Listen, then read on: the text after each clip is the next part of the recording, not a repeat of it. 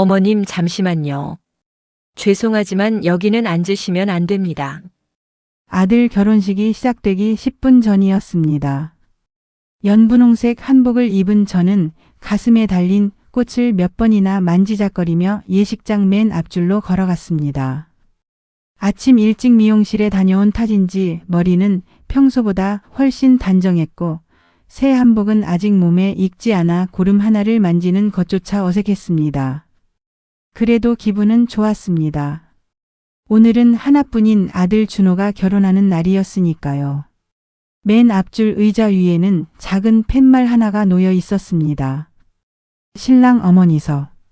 저는 그 글자를 한참 바라봤습니다. 사실 예식장에 들어선 순간부터 계속 마음 한구석이 불편했습니다. 혼주 대기실 앞에 서 있던 직원들은 저를 알아보지 못했고 신랑 가족들이 달고 있던 꽃도 제가 먼저 물어봐야 받을 수 있었습니다.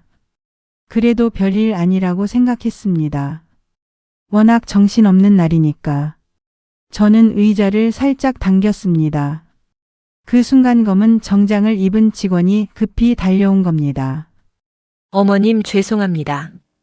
여기는 신랑 어머님 자리예요. 처음에는 제가 잘못 들은 줄 알았습니다. 그러니까요. 제가 신랑 엄마예요. 직원의 표정이 굳었습니다. 손에 들고 있던 식순표를 한번 내려다보더니 저와 팻말을 번갈아 바라봤습니다. 그게 저희가 전달받은 혼주 명단에는 다른 분 성함이 적혀 있어서요. 다른 사람이라니요? 바로 그때였습니다. 제 뒤에서 익숙한 목소리가 들렸습니다. 거긴 제 자리예요. 고개를 돌리자 아이보리색 한복을 곱게 차려입은 미경 씨가 서 있었습니다. 25해 전 제 남편 태식이 저를 두고 만났던 여자였고 제가 집을 나온 뒤 준호 곁에서 엄마 역할을 해온 사람이었습니다. 미경 씨는 제 옆을 지나가더니 너무도 자연스럽게 신랑 어머니석이라고 적힌 의자에 앉았습니다. 그리고 직원을 향해 웃었습니다. 이분은 뒤쪽에 자리 마련해 주세요. 신랑 아버지 지인이세요. 순간 제 귀를 의심했습니다. 미경 씨. 제가 부르자 미경 씨는 저를 바라봤습니다. 왜요? 내가 신랑 아버지 지인이라고요. 잠시 표정이 흔들렸지만 금세 다시 태연해졌습니다. 지금 사람들이 많은데 복잡하게 설명할 필요는 없잖아요. 그럼 어떻게 설명하려고요? 미경 씨가 목소리를 낮췄습니다. 정희 씨도 준호 좋은 날 망치고 싶은 건 아니잖아요. 그 말에 더 이상 아무 말도 나오지 않았습니다. 결혼식장 안에서는 잔잔한 음악이 흐르고 있었고 입구에서는 화려하게 차려입은 하객들이 웃으며 인사를 나누고 있었습니다. 그런데 저는 그 가운데 혼자 다른 세상에 서 있는 기분이었습니다. 나는 오늘 하객으로 온 것이 아니었습니다. 며칠 전 준호가 직접 전화했습니다. 엄마, 다른 날은 몰라도 내 결혼식에는 꼭 와줘. 그 말을 듣고 한복을 새로 맞췄습니다. 비싸서 몇 번이나 망설였지만 그래도 아들 결혼식인데 오래 입던 한복을 꺼내 입고 싶지는 않았습니다. 미용실도 예약했고 평소에는 하지도 않던 손톱 정리까지 했습니다. 거울을 보면서 혼자 웃었습니다. 우리 아들이 장가를 가는구나. 그런데 정작 예식장에 와보니 제 자리는 없었습니다. 혼주 대기실 입구에는 신랑 아버지 김태식, 신랑 어머니 박미경이라고 적혀 있었고 가족사진 촬영 명단에도 제 이름은 없었습니다. 아들에게 직접 확인하고 싶었습니다. 하지만 멀리 보이는 신랑 대기실에는 사람들이 계속 드나들고 있었습니다. 오늘 같은 날 아들 옷깃을 붙잡고 내 자리가 어디냐고 묻는 엄마가 되고 싶지는 않았습니다. 저는 가방 손잡이를 꼭 쥐었습니다. 그냥 돌아가자. 그 생각이 들었습니다. 누구에게도 말하지 않고 집에 가서 한복을 벗고 오늘 하루 없었던 일처럼 지내면 될 것 같았습니다. 그런데 제가 출입구 쪽으로 몇 걸음 움직였을 때 신부 대기실 쪽이 갑자기 소란스러워졌습니다. 신부님, 곧 입장 준비하셔야 해요. 웨딩드레스를 입은 지연이가 직원 2명을 달고 제 쪽으로 빠르게 걸어오고 있었습니다. 어머니, 저는 억지로 웃었습니다. 왜 나왔니? 얼른 들어가. 화장 흐트러지겠다.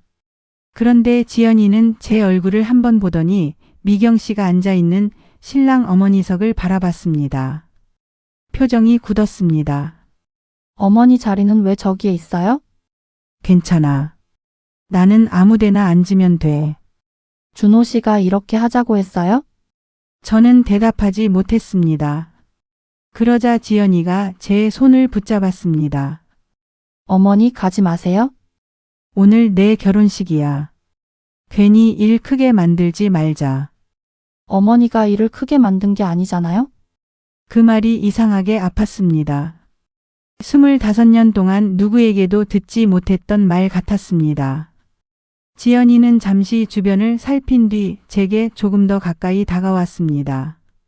어머니 혹시 준호 씨가 아직도 몰라요? 뭘? 어머니가 준호 씨한테 보냈던 편지하고 돈이요? 순간 심장이 내려앉았습니다.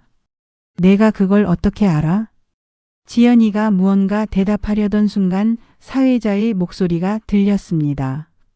잠시 후 신랑 김준호 군과 신부 이지연 양의 결혼식을 시작하겠습니다. 직원이 다급하게 지연이를 불렀습니다. 지연이는 제 손을 한 번 더 꼭 잡았습니다. 어머니 절대로 가지 마세요. 제가 설명드릴게요. 그리고 드레스 자락을 끌며 다시 신부 대기실로 돌아갔습니다. 저는 움직이지 못했습니다.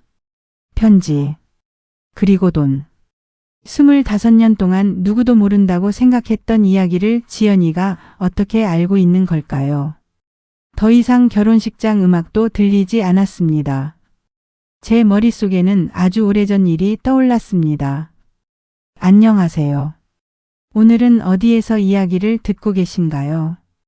댓글로 남겨주시면 행운을 가득 보내드리겠습니다. 무료인 구독과 좋아요 해주시면 큰 힘이 됩니다. 여러분 주변에 있을 수도 있는 이야기. 오늘의 이야기 시작하겠습니다. 제 이름은 이정희입니다. 올해 68살이고 준호를 낳았을 때는 30이었습니다. 준호는 제가 결혼하고 6해 만에 어렵게 얻은 아이였습니다.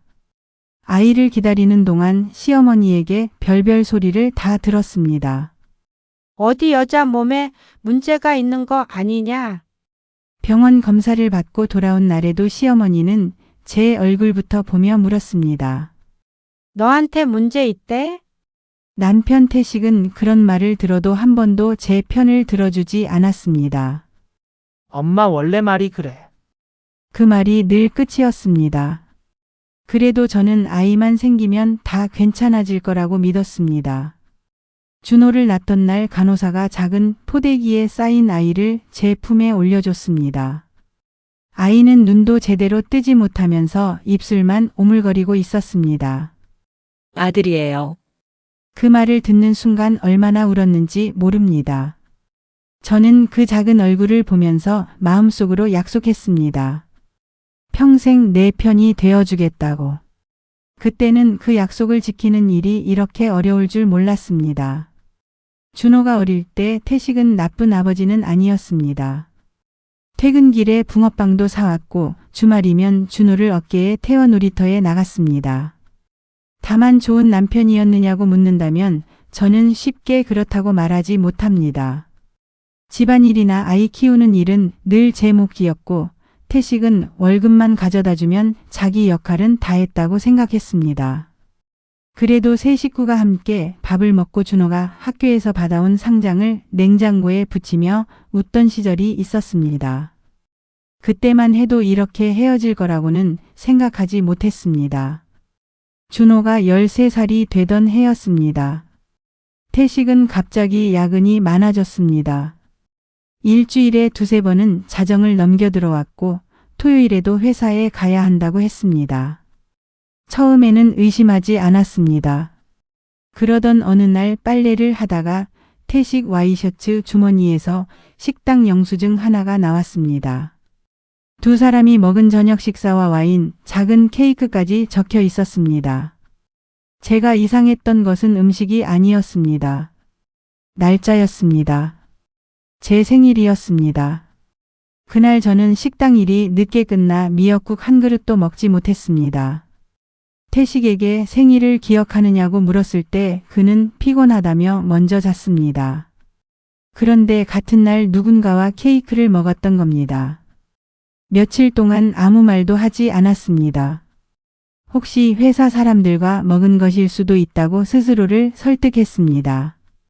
하지만 얼마 지나지 않아 전화 한 통이 왔습니다. 태식 씨 계세요? 여자 목소리였습니다. 누구세요? 상대방은 잠시 말을 멈췄습니다. 회사 사람인데요. 성함이 어떻게 되세요? 전화가 끊겼습니다. 그날 밤 태식에게 물었습니다. 미경이라는 사람 알아? 태식 얼굴이 변했습니다. 그 표정 하나로 모든 걸 알 수 있었습니다. 처음에는 용서를 빌었습니다. 한 번의 실수였다고 했습니다. 준호를 생각해서 넘어가 달라고 했습니다. 저도 그러고 싶었습니다. 그런데 관계는 끝나지 않았습니다. 오히려 몇 달 뒤에는 태식이 대놓고 말했습니다. 나 미경이하고 살고 싶어. 저는 한동안 남편 얼굴만 바라봤습니다. 그러면 우리는? 서로 이렇게 사는 게 무슨 의미가 있어? 준호는? 태식은 기다렸다는 듯 대답했습니다. 준호는 내가 키울 거야. 저는 웃음이 나왔습니다. 당신이 언제 준호를 키웠다고 그래? 우리 엄마도 있잖아. 그래서? 너는 당장 애 데리고 어디 가서 살 건데? 그 말에는 대답할 수 없었습니다. 당시 저는 작은 식당에서 일하고 있었고 월급도 많지 않았습니다. 친정 부모님은 이미 돌아가셨고 형제들도 각자 살기 바빠 도움을 청하기 어려웠습니다. 반면 태식 명의로 된 아파트가 있었고 시어머니는 걸어서 10분 거리에 살았습니다. 무엇보다 준호가 전학을 너무 싫어했습니다. 제가 조심스럽게 물었습니다. 엄마하고 다른 동네 가서 살면 어떨까? 준호가 바로 얼굴을 찌푸렸습니다. 왜? 그냥 엄마가 다른 데서 일하게 될 수도 있어서. 나 학교 옮겨야 돼? 아직 정해진 건 아니야. 준호는 금방 울상이 됐습니다. 싫어. 나 친구들 다 여기 있고 축구부도 여기잖아. 그 모습을 보니 아무 말도 할 수 없었습니다. 태식은 그런 저를 보며 말했습니다. 준호는 여기 두고 내가 자리 잡으면 만나. 내가 못 만나게 안 할 테니까. 바보같이 그 말을 믿었습니다. 저는 방 하나를 구해서 살림을 마련하면 준호를 자주 만나면 될 거라고 생각했습니다. 집에서 나오던 날에도 준호에게는 자세한 이야기를 하지 못했습니다. 엄마가 당분간 다른 데서 지내야 해. 준호가 물었습니다. 왜? 엄마하고 아빠가 조금 생각할 시간이 필요해서 그래. 나도 엄마랑 갈까? 그 말에 심장이 흔들렸습니다. 그런데 뒤에 서 있던 태식이 말했습니다. 너 학교는 어떻게 하려고? 준호는 금세 입을 다물었습니다. 저는 아이를 끌어안았습니다. 엄마 자주 올게. 진짜? 그럼. 준호는 제 손가락을 걸었습니다. 약속. 저도 손가락을 걸었습니다. 그날 준호와 한 약속을 저는 아직도 기억합니다. 하지만 그 약속은 생각보다 빨리 깨졌습니다. 처음 2달은 주말마다 준호를 만났습니다. 학교 앞에서 떡볶이를 먹고 낡은 운동화를 새 것으로 바꿔주고 문방구에서 필요한 준비물도 사줬습니다. 준호는 저를 보면 여전히 엄마라고 부르며 달려왔습니다. 그러다 어느 토요일 준호가 약속 장소에 나오지 않았습니다. 1시간을 기다렸습니다. 집으로 전화를 걸자 태식이 받았습니다. 준호 어디 있어? 집에. 나 만나기로 했잖아. 애가 안 간대. 바꿔줘. 잠시 후 준호 목소리가 들렸습니다. 왜? 평소와 달랐습니다. 준호야, 엄마 기다리고 있는데 왜 안 왔어? 그냥, 무슨 일 있어? 한참 침묵하던 준호가 말했습니다. 아빠가 그러는데 엄마 우리 버리고 간 거라며. 숨이 멎는 것 같았습니다. 누가 그래? 아빠가 준호야, 엄마가 왜 너를 버려? 다른 사람 생겼다며. 그 말을 듣는 순간 손에서 수화기가 떨어질 뻔했습니다. 준호야, 그거 아니야. 됐어요. 엄마 만나서 이야기하자. 나 엄마 안 보고 싶어. 전화가 끊겼습니다. 그날 저는 바로 태식집으로 찾아갔습니다. 문을 열어준 태식에게 따졌습니다. 아이한테 무슨 말을 한 거야? 태식은 놀라지도 않았습니다. 내가 뭐? 내가 다른 사람 생겨서 집 나갔다고 했다며. 그러면 뭐라고 말해? 아빠가 바람나서 엄마하고 이혼했다고 말해? 사실을 말해야지. 태식이 비웃었습니다. 그래서 준호가 나까지 미워하게 만들겠다고? 당신 잘못을 숨기겠다고 내가 아이 버린 사람이 돼야 해? 목소리가 커졌습니다. 그때 방문이 열렸습니다. 준호가 서 있었습니다. 둘이 왜 싸워? 저는 입을 다물었습니다. 태식은 오히려 저에게 말했습니다. 봐. 애 앞에서 이러고 싶어? 저는 준호에게 다가갔습니다. 엄마하고 잠깐 이야기하자. 그런데 준호가 뒤로 물러났습니다. 싫어. 준호야. 엄마 때문에 아빠 힘들대. 그 말 한마디가 비수처럼 꽂혔습니다. 태식은 제게 더 이상 오지 말라고 했습니다. 애 좀 안정되게 놔둬. 저는 그날 이후 한동안 준호를 직접 만나지 못했습니다. 그래도 포기할 수는 없었습니다. 편지를 쓰기 시작했습니다. 처음에는 일주일에 한 번씩 썼습니다. 학교 생활은 어떠냐고, 밥은 잘 먹느냐고, 축구는 계속 하느냐고 물었습니다. 답장은 한 번도 오지 않았습니다. 그래도 중요한 날이면 빠짐없이 편지를 보냈습니다. 중학교 졸업식 때도 썼고 고등학교 입학 전날에도 썼습니다. 졸업식 날에는 학교 근처까지 갔습니다. 정문 앞에는 꽃다발을 든 부모들이 가득했습니다. 저도 작은 꽃다발을 하나 들고 있었습니다. 멀리서 준호가 보였습니다. 키가 많이 컸습니다. 새 교복 위에 꽃다발을 안고 친구들과 웃고 있었습니다.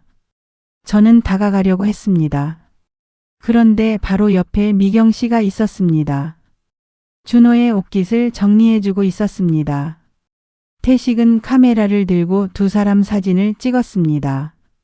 엄마, 여기 봐. 준호가 그렇게 말했습니다. 미경 씨를 향해서였습니다.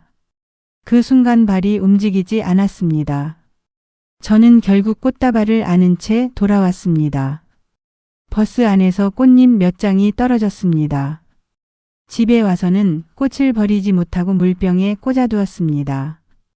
며칠 뒤 시어머니에게 전화했습니다. 어머니, 준호 졸업식 잘했어요. 그래. 잘 끝났다. 사진 좀 볼 수 있을까요? 시어머니는 잠시 침묵하더니 한 장을 보내줬습니다. 준호와 태식, 미경 씨가 나란히 서 있었습니다. 딱 세 식구처럼 보였습니다. 그날 처음 알았습니다. 내가 없어도 가족 사진은 찍힌다는 것을. 그래도 저는 준호를 놓지 못했습니다. 고등학교에 들어간 준호가 학원비 때문에 힘들다는 말을 시어머니에게 들었습니다. 저는 월급에서 30만 원을 떼어 시어머니 통장으로 보냈습니다. 준호 학원비로 써주세요.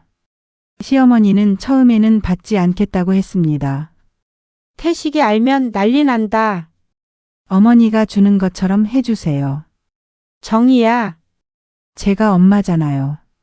그 말에 시어머니는 더 이상 거절하지 않았습니다. 그때부터 돈을 보내기 시작했습니다. 학원비가 필요하다면 보냈고 교복을 새로 맞춘다는 말을 들으면 또 보냈습니다. 그러다 고등학교 2학년 때 준호가 학교에서 축구를 하다 발목을 크게 다쳤습니다. 시어머니에게 전화가 왔습니다. 준호가 병원에 입원했다. 저는 앞뒤 생각하지 않고 병원으로 달려갔습니다. 병실 앞까지 갔는데 태식이 막았습니다. 왜 왔어? 준호 다쳤다며. 별거 아니야. 얼굴만 보고 갈게. 지금 미경이도 있고 애 친구들도 있어. 괜히 들어가서 설명 복잡하게 하지 마. 기가 막혔습니다. 내가 내 아들 병문안 가는데 무슨 설명이 필요해? 그때 병실 안에서 준호 웃음소리가 들렸습니다. 엄마, 나 괜찮아. 이번에도 미경 씨를 부르는 목소리였습니다. 저는 문손잡이를 잡고 한참 서 있었습니다. 결국 들어가지 못했습니다. 대신 원무과로 내려가 치료비 일부를 냈습니다. 태식에게 알리지 말아달라고 부탁했습니다. 그 뒤로 저는 하루 근무를 하나 더 늘렸습니다. 낮에는 식당 주방에서 일했고 저녁에는 반찬 공장 포장 일을 했습니다. 하루 종일 칼과 물을 만지다 보니 손가락 마디가 퉁퉁 부었고 겨울에는 손등이 갈라져 피가 났습니다. 같이 일하던 순자 언니가 어느 날 제 손을 보더니 말했습니다. 너 그러다 손 못 쓴다. 괜찮아요. 뭐가 괜찮아. 낮에도 일하고 밤에도 일하면서 돈 어디다 쓰는데? 저는 웃었습니다. 아들 공부시키죠. 순자 언니는 제 사정을 대충 알고 있었습니다. 그 아들은 내가 돈 보내는 거 알아? 몰라도 돼요. 왜? 돈 받을 때마다 엄마 생각나면 더 싫을 수도 있잖아요. 순자 언니가 한숨을 쉬었습니다. 정희야, 내가 너무 착한 건지 너무 미련한 건지 모르겠다. 저도 몰랐습니다. 하지만 그때 제가 할 수 있는 건 그것밖에 없었습니다. 준호가 고등학교 3학년이 되자 저는 더 불안했습니다. 수능 전날 편지를 썼습니다. 준호야, 시험을 잘 보지 않아도 괜찮다. 엄마는 내가 지금까지 버틴 것만으로도 잘했다고 생각한다. 아침에는 꼭 뭐라도 먹고 가. 편지를 우체통에 넣으면서 아주 작은 기대를 했습니다. 이번에는 읽을까? 하지만 답장은 오지 않았습니다. 몇 달 뒤 시어머니에게 전화가 왔습니다. 준호가 대학에 합격했다는 소식이었습니다. 정희야, 준호 대학 붙었다.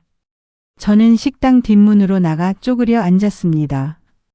기뻐서 한참을 울었습니다. 그리고 대학 등록금에 보태라고 제가 몇 년 동안 모아둔 돈 중 300만 원을 보냈습니다. 그때는 큰 돈이었습니다. 순자 언니가 돈 봉투를 만드는 저를 보며 물었습니다. 너 노후는? 노후야 나중 문제죠. 맨날 나중이래. 준호가 대학 다니는 건 지금이잖아요. 그날 밤 몇 번이나 망설이다 준호에게 전화를 걸었습니다. 놀랍게도 받았습니다. 여보세요. 준호야. 침묵이 흘렀습니다. 왜요? 엄마라는 말은 없었습니다. 그래도 저는 애써 밝게 말했습니다. 대학 붙었다며. 축하한다. 아빠한테 들었어요? 응. 잘했다, 우리 아들. 한참 뒤 준호가 말했습니다. 이제 연락 안 하시면 안 돼요? 웃고 있던 얼굴이 굳었습니다. 준호야. 엄마는 그때 우리 버리고 갔잖아요. 엄마가 몇 번이나 말했잖아. 그게 아니라. 아빠는 엄마가 다른 인생 살고 싶어서 갔다고 했어요. 아니야. 그랬어요. 준호야, 엄마 한 번만 만나자. 싫어요. 전화가 끊겼습니다. 그날 밤 저는 처음으로 태식에게 긴 편지를 썼습니다. 당신이 나를 미워하는 건 상관없다. 하지만 준호에게만은 진실을 말해달라. 며칠 뒤 편지가 그대로 돌아왔습니다. 봉투 위에는 태식 글씨로 한 줄 적혀 있었습니다. 우리 삶에 끼어들지 마. 저는 그 편지를 서랍 가장 안쪽에 넣었습니다. 그쯤 저는 처음으로 포기해야 하나 생각했습니다. 엄마가 계속 쫓아다니는 것이 준호에게 더 큰 상처일 수도 있다고 생각했습니다. 그래서 연락은 줄였습니다. 하지만 돈과 편지는 계속 보냈습니다. 준호가 군대에 갔다는 소식을 들었을 때는 두꺼운 양말과 내복, 간식을 한 상자 샀습니다. 직접 보내려다가 멈췄습니다. 내 이름을 보면 준호가 돌려보낼 것 같았습니다. 결국 시어머니 집으로 가져갔습니다. 어머니가 보내는 것처럼 해주세요. 시어머니는 제 얼굴을 한참 보았습니다. 그 시절 시어머니도 많이 늙어 있었습니다. 정희야, 네. 너 나 원망하냐? 갑작스러운 질문이었습니다. 저는 대답하지 못했습니다. 시어머니가 한숨을 쉬었습니다. 나도 잘못했다. 갑자기 왜 그런 말씀을 하세요? 처음 내가 나갔을 때 내가 태식이 편만 들었잖아. 저는 애써 웃었습니다. 다 지난 일인데요. 안 지났어?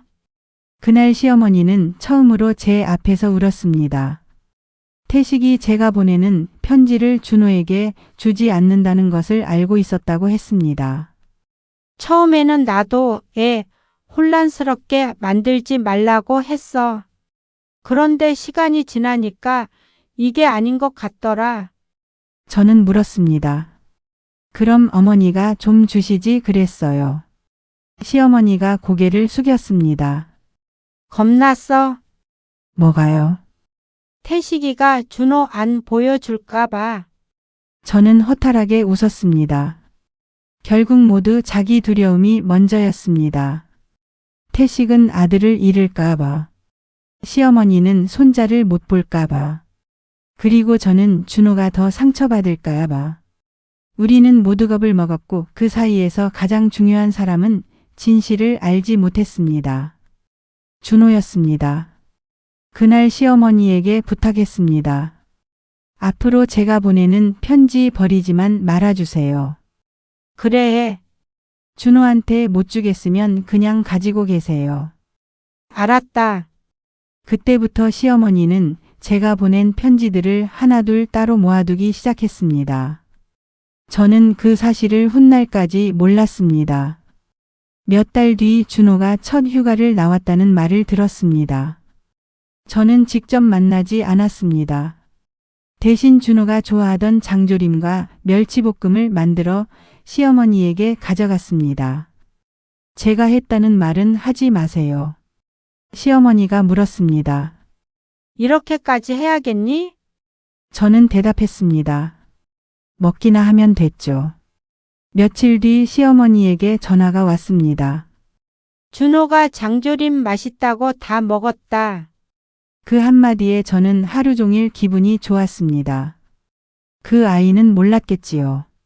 자기가 엄마라고 부르지도 않는 사람이 새벽 2시까지 고기를 졸였다는 것을. 준호가 군대에서 제대한 뒤에도 우리는 만나지 못했습니다. 취직 소식도 시어머니에게 들었습니다. 첫 월급을 받았을 때 준호가 미경 씨에게 명품 지갑을 사줬다는 이야기도 들었습니다. 그 말을 들은 날은 조금 서운했습니다. 하지만 저는 또 스스로를 달랬습니다. 미경 씨가 그 아이를 키운 세월이 있잖아. 내가 받지 못한 것을 그 여자가 받는다고 생각하지 말자. 그러던 어느 날 순자 언니가 제게 물었습니다. 너 재혼할 생각 없어? 갑자기 무슨 재혼이에요? 우리 식당 단골 중에 최 사장 있잖아. 사람 괜찮던데. 실제로 그 무렵 저에게 호감을 표현하는 사람이 있었습니다. 아내와 사별하고 혼자 사는 사람이었고 조용하고 성실했습니다. 몇 번 밥을 먹었습니다. 어느 날 그 사람이 말했습니다. 정희 씨, 혹시 저랑 같이 살 생각은 없어요? 잠시 흔들렸습니다. 저도 누군가와 저녁을 먹고 주말에 산책하는 평범한 삶을 살아보고 싶었습니다. 하지만 결국 거절했습니다. 준호 때문만은 아니었습니다. 너무 오래 혼자 살다 보니 누군가에게 다시 맞추며 살 자신이 없었습니다. 그리고 그때 처음 알았습니다. 내 인생이 준호를 기다리는 일만으로 끝나서는 안 된다는 것도. 저는 작은 반찬 가게를 시작했습니다. 처음에는 장사가 잘 되지 않았습니다. 새벽 시장에 가서 재료를 사고 하루 종일 반찬을 만들어도 남는 돈이 많지 않았습니다. 하지만 몇 년이 지나자 단골이 생겼고 작은 가게지만 제 이름으로 된 공간이 생겼습니다. 간판에는 정인의 반찬이라고 적었습니다. 그 이름을 처음 달던 날 이상하게 눈물이 났습니다. 누군가의 아내도 아니고 누구 엄마도 아닌 제 이름이 붙은 공간이 처음이었습니다. 그러던 어느 겨울날 시어머니가 가게로 찾아왔습니다. 몸이 많이 약해져 있었습니다. 어머니, 여기 어떻게 오셨어요? 준호가 다음 달에 회사에서 승진한다더라. 저도 모르게 웃었습니다. 그래요? 응, 시어머니가 가방에서 오래된 봉투 하나를 꺼냈습니다. 이거 내가 예전에 보낸 편지다. 제가 고등학교 졸업 때 보낸 편지였습니다. 봉투는 뜯기지 않은 상태였습니다. 왜 이걸 저한테 주세요? 나 죽기 전에 어떻게든 해야 할 것 같아서. 그 말이 불길했습니다. 그런 말씀 하지 마세요. 시어머니는 가게 의자에 앉아 한참 숨을 고른 뒤 말했습니다. 내가 편지를 모아놨어. 무슨 편지요? 내가 준호한테 보낸 거. 저는 놀랐습니다. 안 버리셨어요? 응, 어디 있는데요? 집에. 준호한테 주세요. 시어머니는 고개를 저었습니다. 내가 겁이 나. 저는 기가 막혔습니다. 아직도요? 준호가 태식이를 미워하게 될까봐. 저는 웃었습니다. 그 웃음에는 화도 섞여 있었습니다. 어머니 20살 넘은 애예요. 이제 자기가 판단하게 해야죠. 시어머니는 대답하지 않았습니다. 그리고 그 일은 또 미뤄졌습니다. 몇 년 뒤 시어머니가 갑자기 쓰러졌습니다. 병원에 갔을 때 준호도 와 있었습니다. 정말 오랜만에 가까이서 보는 아들이었습니다. 30을 훌쩍 넘긴 준호는 태식과 많이 닮아 있었습니다. 저를 발견한 준호가 잠시 멈췄습니다. 오셨어요? 그래. 그게 전부였습니다.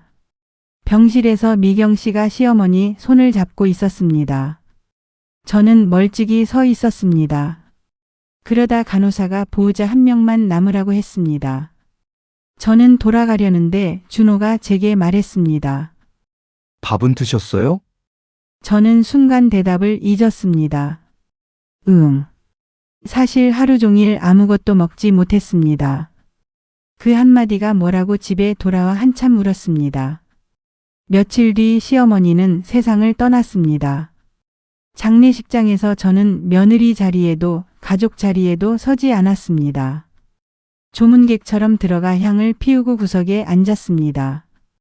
그런데 준호가 제게 와서 국을 한 그릇 가져다 줬습니다. 드세요.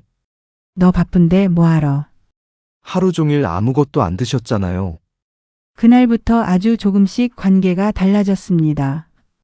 장례가 끝난 뒤 준호에게 처음으로 문자가 왔습니다. 오늘 와주셔서 감사합니다. 저는 한참 고민하다 답했습니다. 고생했다. 푹 쉬어. 몇 달 뒤 제 생일에는 또 문자가 왔습니다. 생일 축하드려요. 그 짧은 문자를 하루에도 몇 번씩 읽었습니다. 다음 해에는 직접 전화도 왔습니다. 처음으로 반찬 가게에도 찾아왔습니다. 문을 열고 들어온 준호를 봤을 때 저는 손에 들고 있던 국자를 떨어뜨릴 뻔했습니다. 여기 어떻게 알고 왔어? 할머니가 예전에 이야기해줬어요. 뭐 먹을래? 아무거나요. 저는 냉장고에 있던 반찬을 이것저것 꺼냈습니다. 잡채도 데우고 불고기도 볶고 된장찌개까지 끓였습니다. 준호가 웃었습니다. 누가 보면 10명 먹는 줄 알겠네. 저도 웃었습니다. 그날 우리는 과거 이야기를 하지 않았습니다. 준호 회사 이야기와 반찬 가게 이야기만 했습니다. 저는 그것으로 만족했습니다. 깨진 그릇을 다시 붙이는 것처럼 조금씩 가면 된다고 생각했습니다. 그러던 어느 봄날 준호가 한 여자를 데리고 왔습니다. 지연이었습니다. 문을 열고 들어오던 준호가 말했습니다. 엄마, 저는 그 자리에서 멈췄습니다. 지연이 앞에서 처음으로 저를 엄마라고 불렀습니다. 결혼할 사람이야. 지연이는 밝은 사람이었습니다. 제가 차린 잡채와 갈비찜을 맛있다며 잘 먹었고 식사가 끝나자 소매를 걷어붙이고 설거지를 돕겠다고 했습니다. 됐어. 손님이 뭘 해? 저 이제 손님 아닐 건데요? 그 말을 듣고 웃었습니다. 준호가 화장실에 간 사이 지연이가 제게 조심스럽게 물었습니다. 어머니, 준호 씨하고 자주 만나세요? 요즘은 가끔. 준호 씨가 어머니 이야기 잘 안 하더라고요. 저는 잠시 망설이다 말했습니다. 우리 사이에 시간이 좀 많이 비어 있어. 지연이는 더 묻지 않았습니다. 그게 고마웠습니다. 결혼 준비가 시작되면서 준호와 연락하는 횟수가 늘었습니다. 예식장도 잡고 신혼집도 알아봤습니다. 어느 날 준호가 청첩장을 가지고 왔습니다. 엄마, 꼭 와줘. 저는 청첩장을 바라보다 물었습니다. 미경 씨도 오지? 당연히 오지.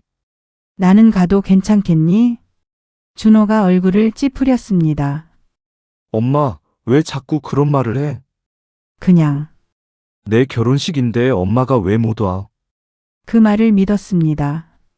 그런데 결혼 준비 과정에서 이상한 일은 이미 몇 번 있었습니다.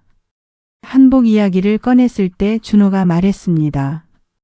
엄마는 편하게 입고 와도 돼. 혼주 한복 같은 거 안 맞춰도 되니? 준호가 잠시 머뭇거렸습니다. 미경 엄마하고 양가 어머니 한복은 이미 맞췄어. 가슴이 조금 내려앉았습니다. 그래도 이해하려고 했습니다. 미경 씨가 준호를 키운 사람이니까. 가족 사진 이야기가 나왔을 때도 마찬가지였습니다. 나도 사진 같이 찍어도 돼? 준호가 당황한 표정을 지었습니다. 그런 건 당연히 찍지. 그런데 정작 예식장 가족 촬영 명단에는 제 이름이 없었습니다. 나중에 알게 됐지만 그 명단은 태식이 예식장에 전달한 것이었습니다. 지연이는 그 사실을 몰랐습니다. 결혼식 한 달 전쯤 지연이가 혼자 제 가게에 찾아왔습니다. 어머니, 여쭤볼 게 있어서 왔어요? 뭔데? 지연이는 잠시 망설였습니다. 준호 씨 어릴 때 사진 있으세요? 조금 있지. 옛 앨범을 꺼내 보여줬습니다. 어린 준호가 제 등에 엎여 있는 사진, 3살 생일날 케이크를 앞에 두고 웃는 사진, 유치원 운동회 사진이 있었습니다. 지연이가 한 장 한 장 오래 바라봤습니다. 준호 씨가 어머니하고 어릴 때는 되게 가까웠네요? 엄마 아들이었지. 그런데 왜? 지연이는 질문을 멈췄습니다. 저도 설명하지 않았습니다. 그날 지연이는 어린 준호 사진 몇 장을 휴대전화로 찍어갔습니다.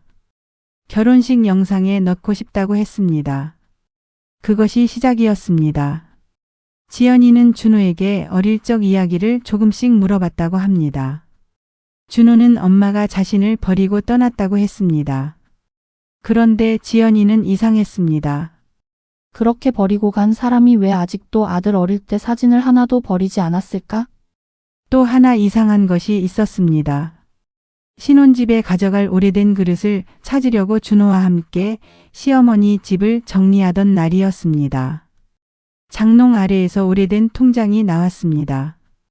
예금주 이름은 시어머니였지만 입금 내역에는 제 이름이 계속 나왔습니다. 이정희 30만 원, 50만 원, 100만 원, 300만 원. 옆에는 시어머니가 손으로 적은 메모도 있었습니다. 준호 학원비, 교복, 등록금, 군대, 병원. 지연이가 준호에게 물었습니다. 이거 어머니가 보낸 거 아니야? 준호는 처음에는 믿지 않았다고 합니다. 우리 엄마가 왜? 이름이 똑같잖아? 동명이인일 수도 있지. 하지만 송금 시기를 하나씩 맞춰보자 이상할 정도로 준호 인생의 중요한 순간과 겹쳤습니다. 입원했던 달, 대학교 등록금을 냈던 달, 군 입대를 앞둔 달. 준호의 얼굴이 조금씩 굳었습니다. 두 사람은 장롱을 더 뒤졌습니다. 그러다 안쪽 깊숙한 곳에서 큰 종이 상자 하나를 발견했습니다. 상자를 열자 편지가 가득했습니다. 노랗게 변한 봉투도 있었고 비교적 최근의 봉투도 있었습니다. 모두 수신인은 같았습니다. 김준호. 보낸 사람은 이정희. 준호는 그날 밤 상자 앞에 앉아 한 통씩 편지를 읽었습니다. 14살 생일에 쓴 편지. 엄마가 케이크라도 사주고 싶었는데 내가 싫어할까 봐 참는다. 오늘 친구들이랑 재미있게 보내. 고등학교 입학식 전에 쓴 편지. 교복 입은 모습 한번 보고 싶다. 너 어릴 때부터 새 옷 입으면 제일 먼저 엄마한테 보여줬는데. 수능 전날 쓴 편지. 시험을 잘 보지 못해도 괜찮다. 내가 건강한 것이 제일 중요하다. 군대에 있을 때 보낸 편지. 겨울이라 발이 시릴까 걱정이다. 엄마가 보낸 거라고 하면 내가 받기 싫어할까 봐 할머니께 양말을 맡겼다. 준호는 밤새 편지를 읽었습니다. 그러면서 자신이 알고 있던 기억 하나하나가 흔들렸습니다. 고등학교 졸업식 날 아버지가 준 새 시계도 사실 제가 보낸 돈으로 산 것이었습니다. 대학교 첫 등록금도 태식 혼자 낸 것이 아니었습니다. 병원 치료비 중 일부도 제가 냈습니다. 군대에서 먹었던 장조림도 시어머니가 만든 것이 아니었습니다. 저였습니다. 그리고 결혼식 전날 저녁 상자 맨 아래에서 작은 봉투 하나가 더 발견됐습니다. 제 글씨가 아니었습니다. 시어머니가 남긴 것이었습니다. 봉투 겉에는 짧게 적혀 있었습니다. 준호에게 내가 죽고 나서라도 꼭 읽어라. 준호가 종이를 펼쳤습니다. 준호야, 내 엄마 정희가 너를 버리고 간 것이 아니다. 내 아버지가 잘못했고 나는 내 아들이라고 태식이 편을 들었다. 처음에는 내가 혼란스러울까 봐 정희 편지를 주지 않았다. 나중에는 우리가 잘못했다는 걸 알면서도 사실을 말할 용기가 없었다. 정희는 내가 학교 다닐 때부터 지금까지 돈을 보냈다. 내가 대신 전해준 음식도 많다. 내 엄마는 한 번도 너를 잊은 적이 없다. 내가 살아있을 때 말하지 못해서 미안하다. 그 종이를 읽은 준호는 한동안 아무 말도 하지 못했다고 합니다. 그리고 결혼식 당일 아침 태식에게 물었습니다. 아빠, 이거 뭐야? 태식은 봉투를 보는 순간 표정이 굳었습니다. 오늘 결혼식인데 이걸 왜 꺼내? 엄마가 편지 보낸 거 알았어? 나중에 이야기하자. 알았냐고. 태식은 끝까지 제대로 답하지 않았습니다. 그때 이미 결혼식장으로 가야 할 시간이 됐습니다. 준호는 혼란스러운 상태로 예식장에 왔고 저는 그 사실을 전혀 모른 채 신랑 어머니석 앞에 서 있었던 겁니다. 지연이가 제게 이 이야기를 해준 직후 신부 대기실 문이 열렸습니다. 준호가 나왔습니다. 눈이 퉁퉁 부어 있었습니다. 우리 눈이 마주쳤습니다. 준호가 천천히 다가왔습니다. 엄마, 저는 괜히 준호 넥타이를 만져줬습니다. 왜 나왔어? 곧 식 시작한다며. 준호가 제 손을 붙잡았습니다. 왜 말 안 했어? 뭘? 편지, 돈, 다. 저는 잠시 대답하지 못했습니다. 오늘 이야기할 건 아니야. 준호 목소리가 떨렸습니다.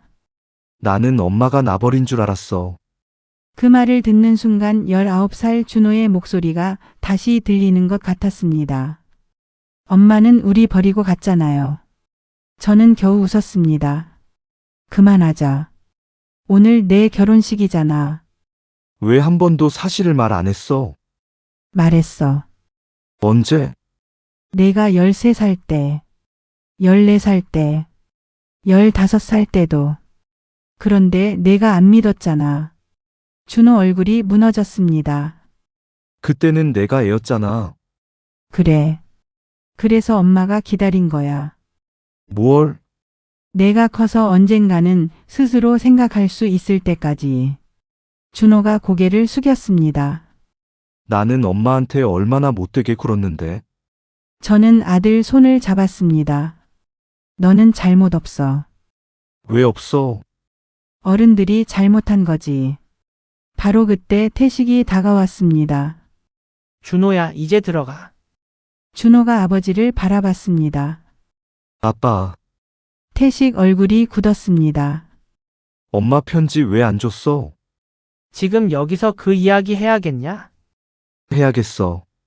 준호야. 왜 안 줬냐고. 주변이 조용해졌습니다. 미경 씨도 자리에서 일어났습니다. 태식은 사람들이 듣는 것이 싫었는지 목소리를 낮췄습니다. 처음에는 네가 흔들릴까 봐 그랬다. 엄마가 나 버렸다고 한 것도? 태식은 대답하지 않았습니다. 말해. 결국 태식이 고개를 숙였습니다. 그래. 준호가 헛웃음을 쳤습니다. 왜? 태식은 한동안 입을 열지 않았습니다. 그러다 말했습니다. 네가 엄마 따라가겠다고 할까 봐. 그 한마디였습니다. 너 그때 엄마만 찾았잖아. 정희가 데려가겠다고 하면 네가 따라갈 것 같았다. 준호 얼굴이 하얗게 질렸습니다. 그래서 엄마가 나 버렸다고 했어? 시간 지나면 괜찮을 줄 알았어. 25년이 지났어. 태식은 아무 말도 하지 못했습니다. 그때 준호가 미경 씨를 바라봤습니다. 엄마는? 미경 씨가 놀랐습니다. 뭐? 엄마는 알고 있었어? 미경 씨의 입술이 떨렸습니다. 저는 그 얼굴을 보는 순간 알았습니다. 알고 있었습니다. 언제부터요? 준호야, 오늘은. 언제부터 알고 있었냐고요. 미경 씨가 결국 고개를 숙였습니다. 네가 군대 갔을 때부터. 준호가 눈을 감았습니다. 그러면 15년 넘게 알고 있었네. 다 말하려고 했어. 언제요? 몇 번이나. 그런데 왜 안 했어요? 미경 씨의 눈에서 눈물이 떨어졌습니다. 무서웠어. 뭐가요? 네가 나를 엄마라고 안 할까 봐. 그 순간 예식장에는 이상할 정도로 정적이 흘렀습니다. 저는 미경 씨를 바라봤습니다. 미워해야 맞는 것 같았습니다. 내 자리에 앉아 있는 여자. 내 아들이 나를 미워하는 동안 진실을 알고도 말하지 않은 여자. 그런데 이상하게 화만 나지는 않았습니다. 그 여자도 두려웠던 겁니다. 물론 그 두려움이 잘못을 없애주는 것은 아니었습니다. 저는 미경 씨에게 말했습니다. 당신이 준호 키운 건 고마워요. 미경 씨가 고개를 들었습니다. 내가 못 해준 밥 해주고 학교도 가주고 아플 때 병원도 데려가줬겠죠. 그건 정말 고마워요. 미경 씨가 울었습니다. 저는 말을 이어갔습니다. 하지만 내 아들이 나를 미워하게 내버려둔 것까지 고맙다고는 못하겠어요. 미안해요. 그 말은 나한테 하지 말고 나중에 준호한테 하세요. 태식이 끼어들었습니다. 정희야, 오늘은. 저는 태식을 바라봤습니다. 당신은 말하지 마. 25년 만에 처음으로 그렇게 말했습니다. 그때 예식장 직원이 다가왔습니다. 신랑님 정말 이제 입장 준비하셔야 합니다. 준호가 제 손을 잡았습니다. 엄마, 저기 앉아. 신랑 어머니석을 가리켰습니다. 미경 씨가 자리에서 일어났습니다.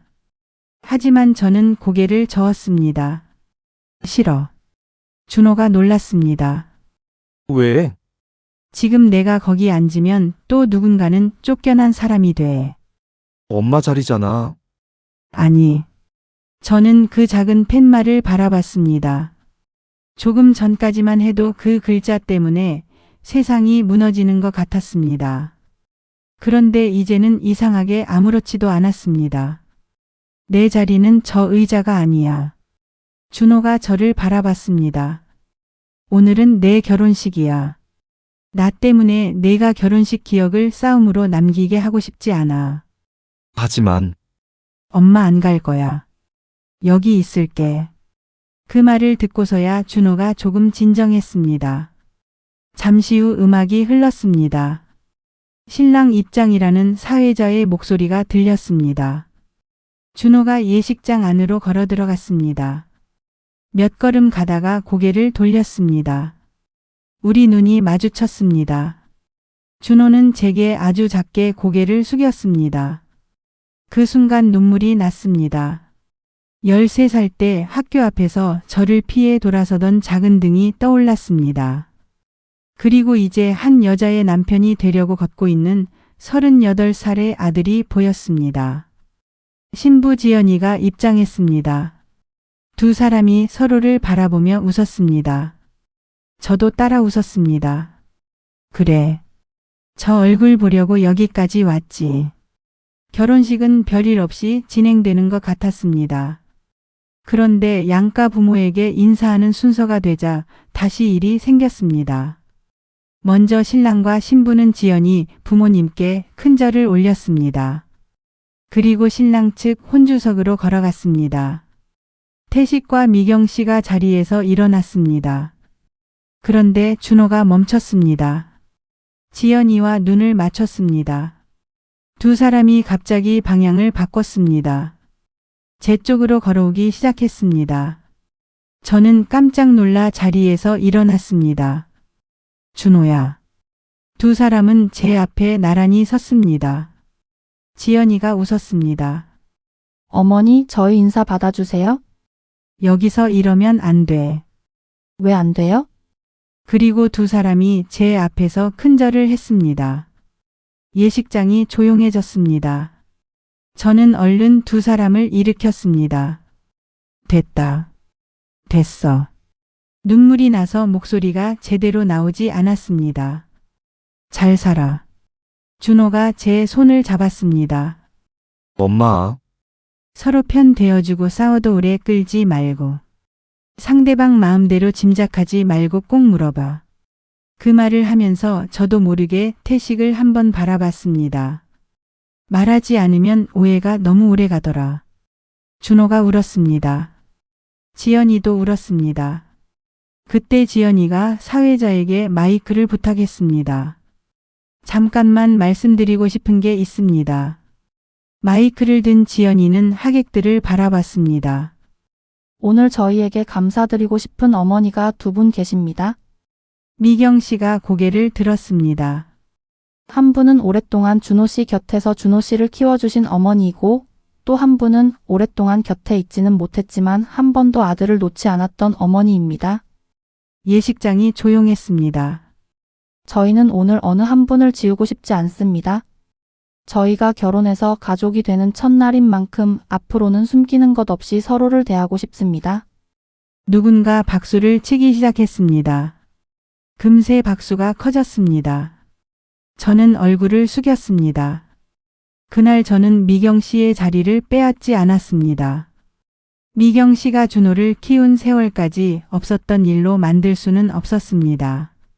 하지만 더 이상 제가 없는 사람인 척하지도 않았습니다.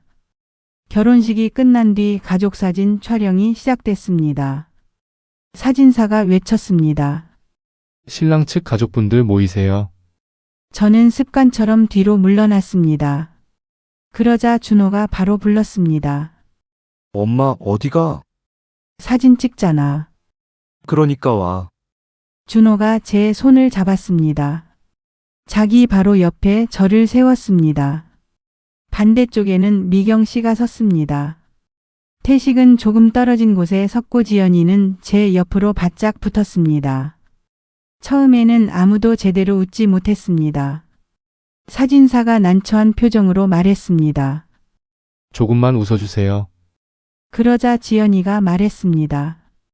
우리 첫 가족 사진인데 다들 너무 무서워요? 그 말에 저도 모르게 웃었습니다. 미경 씨도 작게 웃었습니다. 찰칵.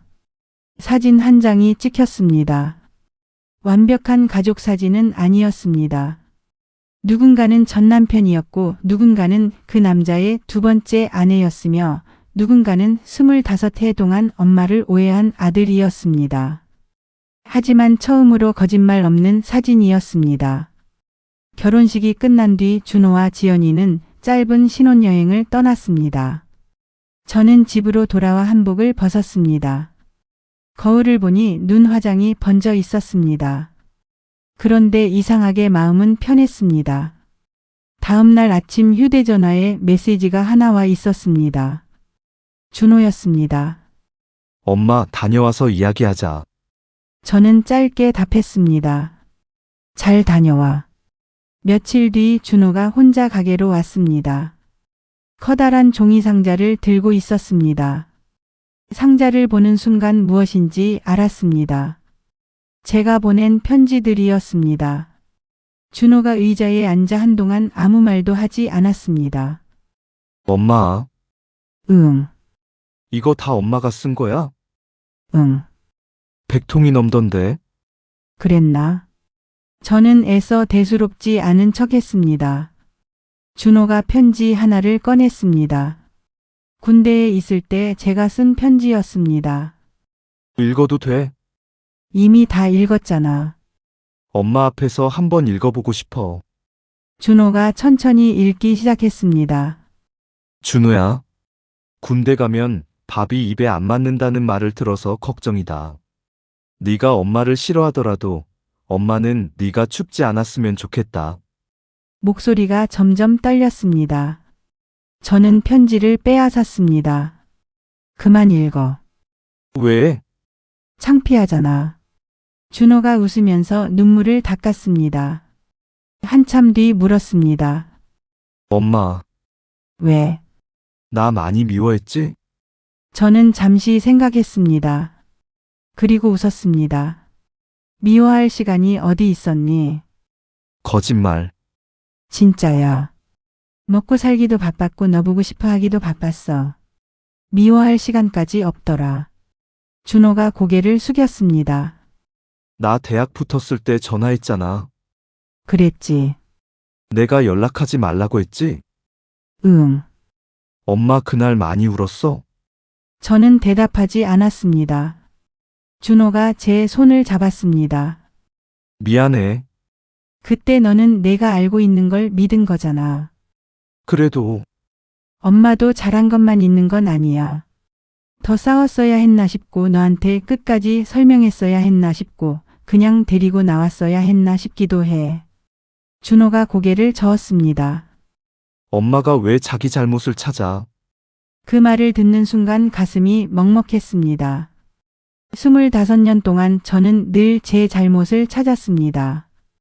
왜 그때 아이를 두고 나왔을까? 왜 더 강하게 싸우지 않았을까? 왜 돈이 없었을까? 왜 아들이 나를 믿게 만들지 못했을까? 그런데 처음으로 준호가 말했습니다. 엄마 잘못이 아니라고. 그날 준호는 상자에서 작은 손목시계 하나를 꺼냈습니다. 이거 기억나? 준호 고등학교 졸업 때 받은 시계였습니다. 그런데도 계속 만났고 미경 씨는 고개를 숙였습니다. 변명할 생각 없어요. 잠시 침묵이 흘렀습니다. 준호가 처음에는 저를 싫어했어요. 밥도 안 먹고 말도 안 했어요. 그런데 시간이 지나면서 조금씩 엄마라고 부르기 시작했어요. 저는 듣고만 있었습니다. 그 말이 너무 좋았어요. 미경 씨 눈에서 눈물이 떨어졌습니다. 저는 아이를 못 낳았거든요. 처음 듣는 이야기였습니다. 준호가 군대 갔을 때 우연히 태식 씨 서랍에서 정희 씨 편지를 봤어요. 그때 모든 걸 알았어요. 그러면 왜 말하지 않았어요? 처음에는 태식 씨가 말렸어요. 지금 와서 이야기하면 준호만 혼란스럽다고. 그 다음에는요? 미경 씨가 한참 후 말했습니다. 제가 말하기 싫었어요. 그 솔직한 대답에 오히려 화를 내기 어려웠습니다. 준호가 친엄마한테 돌아갈까 봐요. 네, 준호는 물건이 아니에요. 알아요. 나한테 오면 당신한테서 없어지는 아이도 아니고. 미경 씨가 울었습니다. 그걸 이제 알았어요. 저는 미경 씨를 용서한다고 말하지 않았습니다. 아직 그럴 수 없었습니다. 대신 말했습니다. 앞으로는 준호한테 거짓말하지 맙시다. 미경 씨가 고개를 끄덕였습니다. 네, 돌아가기 전 미경 씨가 보자기를 내밀었습니다. 안에는 작은 수첩이 있었습니다. 시어머니 물건이었습니다. 이것도 정희 씨가 가지고 있는 게 좋을 것 같아서요. 수첩에는 제가 보낸 돈과 날짜가 빼곡히 적혀 있었습니다. 그리고 마지막 장에 시어머니 글씨가 있었습니다. 정희에게 미안하다. 딱 한 줄이었습니다. 저는 한참 그 글씨를 바라봤습니다. 미경 씨가 돌아간 뒤 가게 문을 잠그고 혼자 울었습니다. 용서해서 우는 건지 억울해서 우는 건지 저도 몰랐습니다. 그저 너무 많은 세월이 지나 있었다는 것이 서러웠습니다. 그 다음 문제는 태식이었습니다. 준호는 아버지와 연락을 끊었습니다. 전화를 받지 않았고 태식이 집으로 찾아가도 문을 열어주지 않았습니다. 어느 날 준호가 제게 말했습니다. 아빠 이제 안 보고 살 거야. 저는 바로 말렸습니다. 그건 지금 결정하지 마. 준호가 화를 냈습니다. 엄마는 아직도 아빠 편 들어? 아니, 그런데 왜? 사람 미워하는 것도 힘이 많이 들어. 준호는 아무 말도 하지 않았습니다. 저는 이어서 말했습니다. 내가 아버지를 용서하라는 게 아니야. 화날 만큼 화나고 따질 만큼 따져.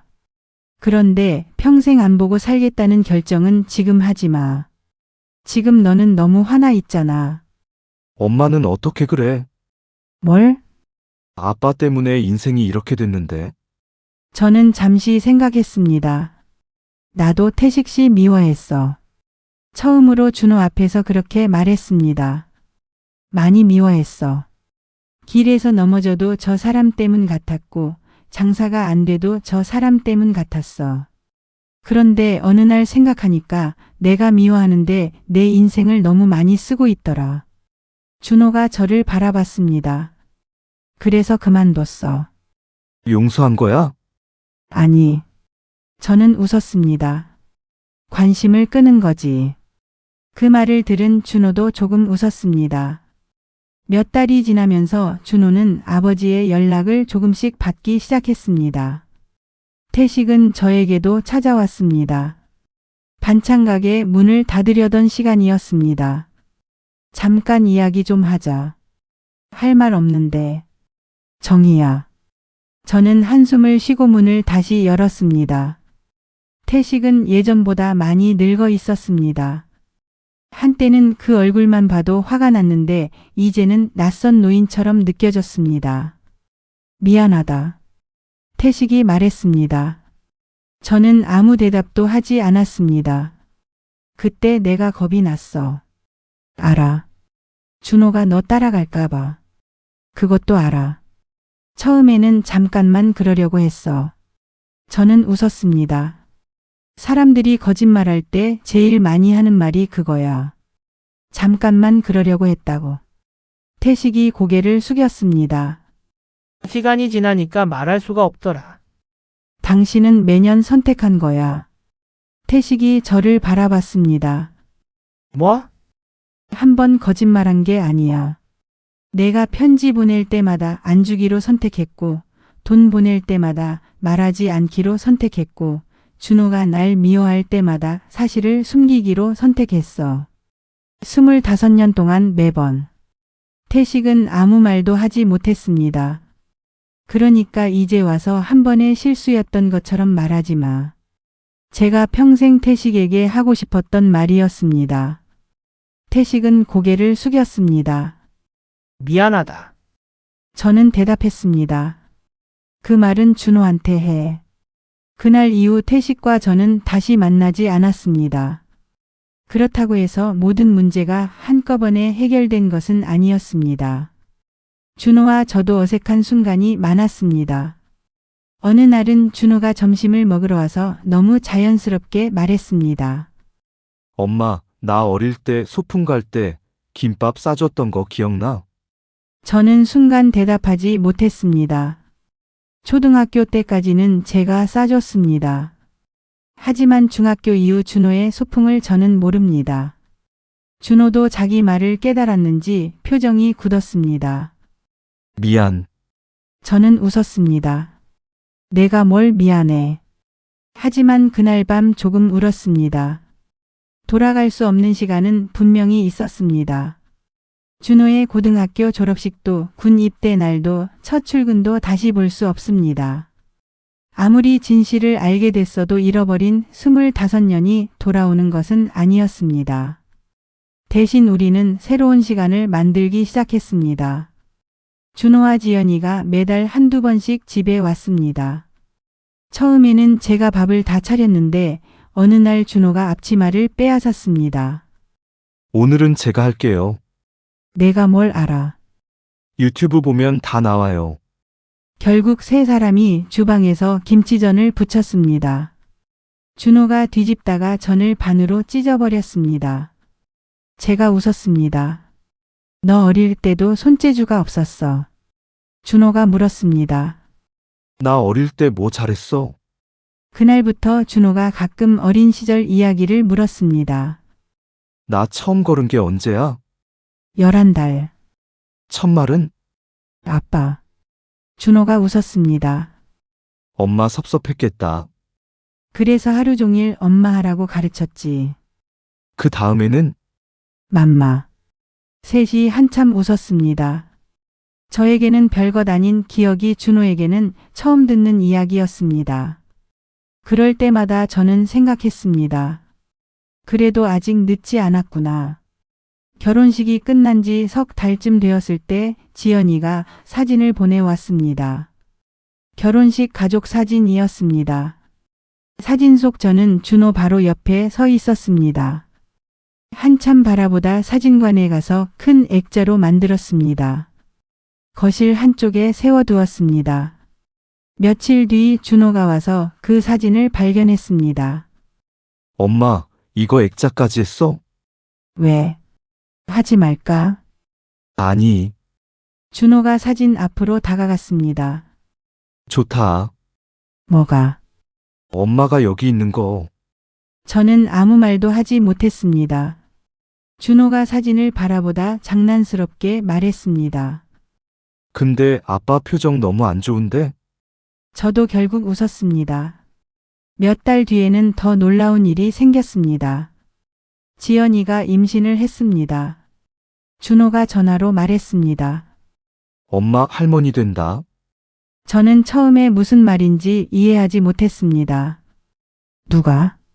준호가 웃었습니다. 엄마가. 그날 전화를 끊고 한참 울었습니다. 준호를 처음 품에 안았던 날이 떠올랐습니다. 시간이 이렇게 돌아오는구나 싶었습니다. 임신 초기 지연이가 입덧을 심하게 하자 저는 죽과 반찬을 만들어 가져갔습니다. 어느 날 지연이가 제게 말했습니다. 어머니, 응. 나중에 아기 태어나면 어머니 이야기도 많이 해주세요. 무슨 이야기? 아빠 어릴 때 이야기요? 준호가 옆에서 말했습니다. 창피한 건 빼고. 저는 웃었습니다. 내가 5살 때 이불에 지도 그린 이야기부터 해줘야겠다. 엄마, 세 사람이 웃었습니다. 아이가 태어나고 처음 손주를 안았을 때 저는 한동안 말을 하지 못했습니다. 아주 작은 얼굴이 준호 어릴 때와 닮아 있었습니다. 준호가 옆에서 물었습니다. 왜 울어? 그냥. 엄마 울보네. 너도 늙으면 알아. 그리고 얼마 뒤 가족 사진을 찍으러 갔습니다. 사진관 직원이 사람들을 배치했습니다. 할머님은 여기 앉으시고 아버님은 옆에 서주세요. 저는 의자에 앉다가 잠깐 멈췄습니다. 의자. 그 단어만으로 결혼식 날이 떠올랐습니다. 신랑 어머니서. 내가 앉을 수 없었던 자리. 그런데 이번에는 아무도 저를 막지 않았습니다. 준호가 아기를 제 품에 안겨줬습니다. 엄마가 안고 찍어. 너희 둘이 안아. 할머니가 안아야지. 저는 손주를 안았습니다. 카메라 앞에서 준호와 지연이가 제 어깨에 손을 올렸습니다. 사진사가 말했습니다. 다 같이 웃으세요. 찰칵.